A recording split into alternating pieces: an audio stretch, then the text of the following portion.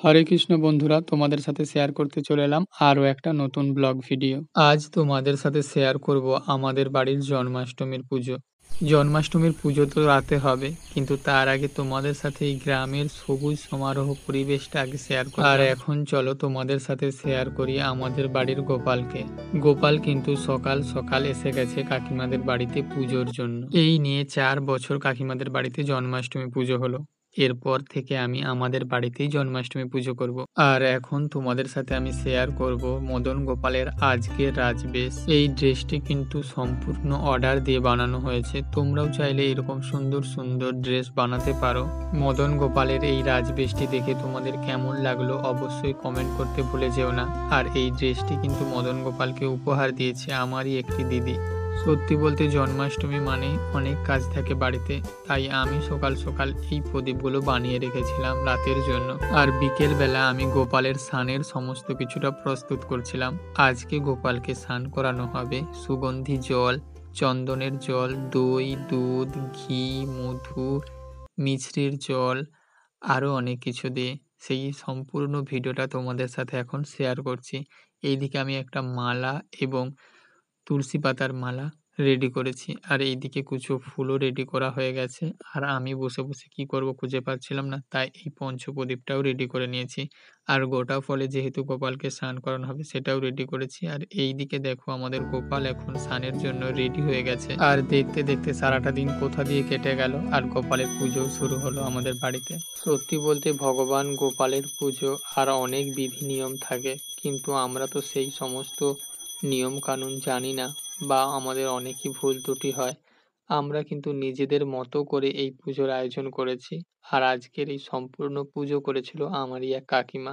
আর এখন তোমাদের সাথে শেয়ার করব আমাদের গোপালের আজকের স্নানের ভিডিওটা। আগেই তোমাদের সাথে শেয়ার করলাম যে ভগবান গোপালের স্নানের জন্য আজ অনেক কিছুই প্রস্তুত করা হয়েছে। আর এখন সেই সমস্ত কিছুই ধীরে ধীরে দিয়ে গোপালকে স্নান করানো হচ্ছে। আর যেহেতু আমরা কোনো তেমন মন্ত্র জানি না, তাই হরে কৃষ্ণ মহামন্ত্র জপের মধ্য দিয়েই আজকের আমাদের সম্পূর্ণ পুজো সম্পূর্ণ করেছিলাম। গোপালের তুলসী মালা খুলে গোপালকে আরও একটি ফুলের এবং ফলের মালা পরানো হলো। এরপর আবার পুনরায় শুরু হলো দুধ, দই, ঘি, মধু দিয়ে স্নান করানোর কাজ। মাঝে মাঝে মনে হয় ভগবান কত সৌভাগ্যবান, তাই না? ভগবানের স্নানের জন্য দুধ, দই, ঘি, মধু, আরও কত কি, এমনকি ফলের রস, সুগন্ধি জলও বাদ যায় না।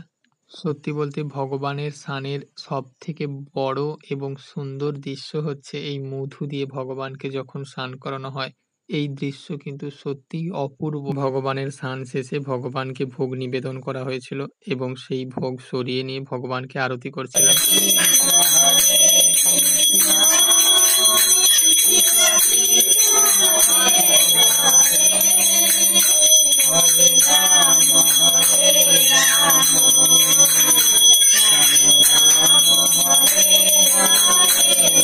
আর এখন তোমাদের সাথে দর্শন করাচ্ছি আমাদের মদন গোপালের আজকের জন্মাষ্টমীর স্পেশাল সিঙ্গার। এই সিঙ্গার তোমরা অবশ্যই দর্শন করো, সাথে আমাদের রাধা মাধবকেও তোমাদের সাথে দর্শন করালাম।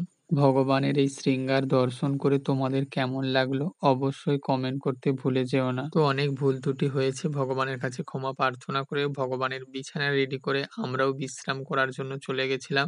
যেহেতু আগের দিন রাতে মানে অষ্টমীর দিন সন্ধ্যায় ভগবানকে কি কি ভোগ নিবেদন করা হয়েছিল তার কিছুই তোমাদের সাথে শেয়ার করতে পারিনি, তাই নন্দ মহোৎসবের ভোগটা তোমাদের সাথে শেয়ার করলাম। তোমরা অবশ্যই এই মহাপ্রসাদ দর্শন করো, সাথে ভগবানের অশেষ অশেষ কৃপা লাভ করতে থাকো।